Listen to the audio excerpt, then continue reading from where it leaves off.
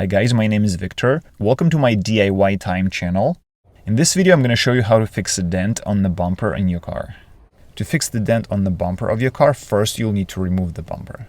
To do that, you'll need to remove all of the bolts, screws, and riveting push pins, and then deattach the bumper from the frame of the car. If you need more information on how to do that, I have an entire video showing the whole process. You can check it out right there at the link on the screen or in the description area below.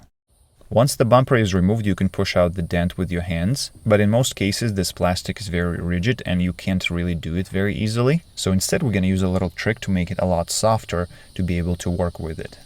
You can use something to push out the dent from the inside, such as this nice piece of wood or anything similar to this. Next, use hot boiling water and pour it onto the area where the dent is.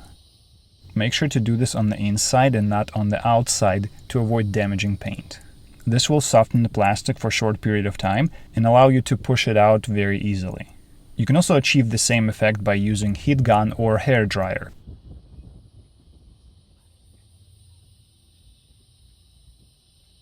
Immediately after applying the heat to the surface, push out the dent using a piece of wood. It should come out without too much effort. If you have a larger dent, you may need to repeat the same process several times until you push all of it out. In some cases where dents are very small, this method can make it look like new, but if you have a larger dent, the structural integrity of the plastic could be compromised and it's not going to be possible to fix it perfectly.